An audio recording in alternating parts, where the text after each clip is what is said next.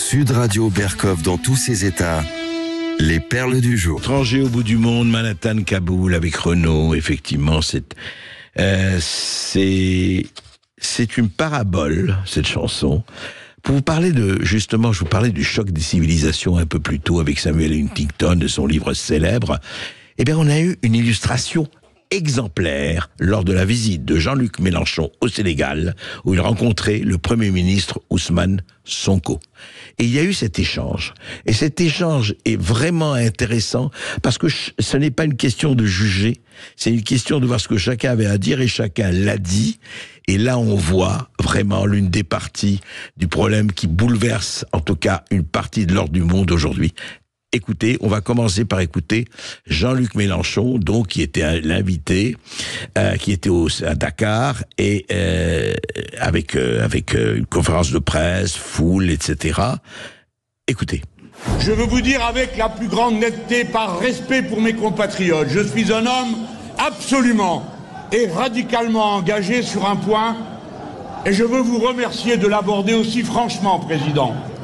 Parce que si on ne peut pas se parler de franchement, alors on ne se parle pas. C'est une comédie. Nous venons de dire sur quoi nous sommes d'accord. Je crois que vous l'avez entendu.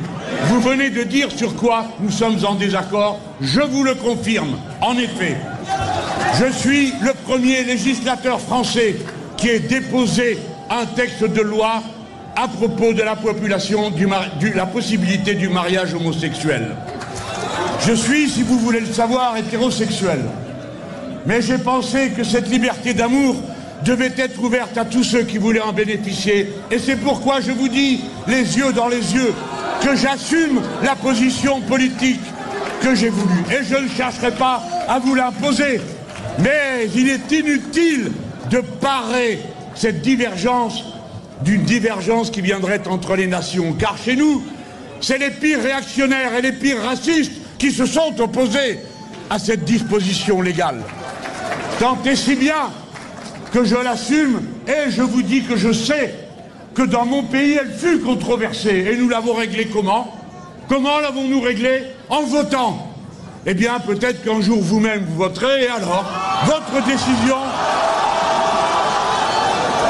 Mais j'entends, peut-être que non. Mais votre décision... Mais vous ferez bien comme vous voulez, et moi aussi. Vous ferez bien comme vous voulez, et nous aussi. Je sais que les Français n'ont pas trop de leçons à donner sur la polygamie pour ce qui concerne les pratiques présidentielles.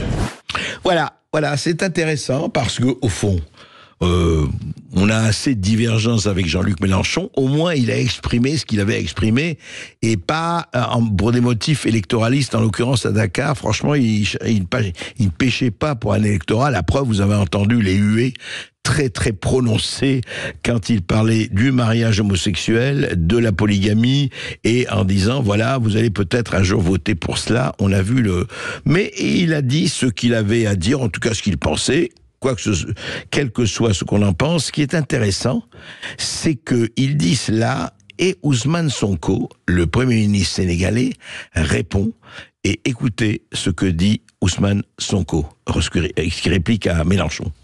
Et ce que je retiens, c'est ce que le président Mélenchon a dit, qu'il est possible de dialoguer de tout, de constater nos désaccords et de capitaliser sur nos convergences.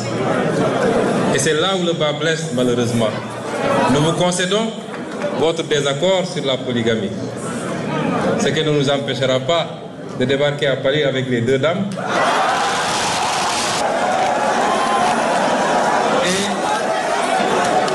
Et nous n'avons pas la prétention de nous prononcer ou d'interpeller sur votre liberté de légiférer, soit pour ou contre un phénomène.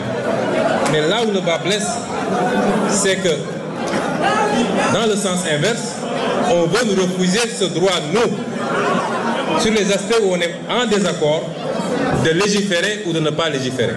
Et c'est ça l'intolérance, justement. Et c'est ça que nous n'acceptons plus. Je vous remercie.